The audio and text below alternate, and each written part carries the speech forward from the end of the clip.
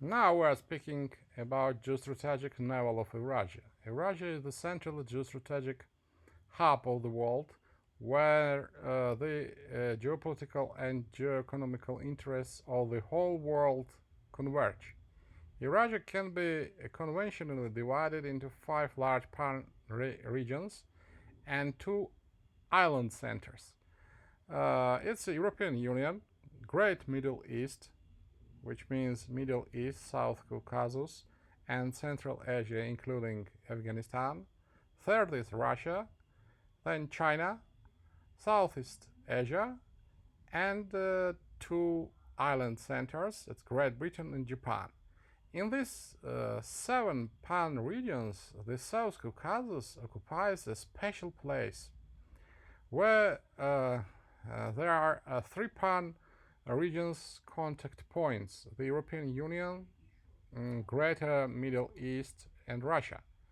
And the other 4 points, ultimately, at least peripherally, in the South Caucasus, receive the effect of a single contact. Georgia is a specific point in the South Caucasus where everything crosses. Understanding and realizing this fact is very important for assessing the geostrategic potential of Georgia. Georgia is the land Suez Channel. In my opinion, there is one way to realize the geostrategic potential of Georgia, which can have two branches. First, directly through strategic partnership with the United States and Great Britain. What needs to be realized is the creation of a new political elite loyal to the Euro-Atlantic world in Georgia. The second way is a strategic cooperation with the United States and Great Britain, which is realized through the mediation and guidance of the State of Israel, which means using the experience of the State of Israel for effective cooperation with the Anglo-Saxon world. In my opinion, the second way will be more effective for realizing the national state interests of Georgia. Strategic cooperation with Georgia should be very interesting for Israel as well, especially in the conditions of the created realities.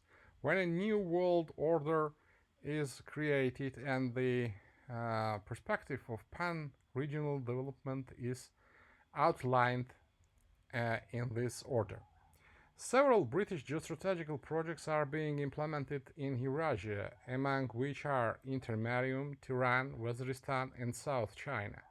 Together, these are the British macro region, stretching across the southern belt of the Eurasian continent from the Atlantic to the Pacific and Southeast Asia. Part of this macro region is the Greater Middle East pan region, which is embedded in the United Kingdom's macro region. For the existence of the State of Israel, it is necessary to assume a global geostrategic function. Armed to the teeth, the Israeli is effectively defending itself in an aggressive environment, but this cannot continue indefinitely. Israel must find an international central geostrategic function in order for the existence of the State of Israel to be guaranteed by this function. Such a function should be the assert the function of the leading country of Greater Middle East pan region, and for this purpose, Israel needs to create duplicate states in the form of Georgia, through which and with which Israel will exercise the leadership of the Greater Middle East pan region, because Georgia is a geostrategic navel of Eurasia, land Suez Channel, I think Israel will be happy to have object like Suez Channel, land Suez Channel in case of Georgia. Israel is prevented from the role of leading in this pan region by Turkey, which is a competitor of Israel in this case. And behind of Turkey, Great Britain's narrative stands. But Israel is also close contact with Great Britain, and in the end, it is Israel that has the chance to become the leading country in the Pan region, for which it needs a strategic connection with Georgia, geostrategic navel of Eurasia. Georgia should be a continuation of the state of Israel in the Pan region. Georgia and Israel will be the supporting bridge of the United States in the Pan region, which will be able to grow another wing in the form of Uzbekistan, which will create the geostrategic frame of the Greater Middle East Pan region. It's Israel, Georgia, and Uzbekistan. So it's a Jerusalem, Tbilisi, Tashkent geostrategic line. Seems to me it sounds great. Georgia alone is not able to fulfill this huge function. That's why Georgia's other alternative is to adopt the role of strategic partner of Great Britain or more Anglo-Saxons, in particular the United States. This role can be mastered by the Anglo-Saxons by forming a new political elite in Georgia which will be absolutely loyal to the Anglo-Saxons.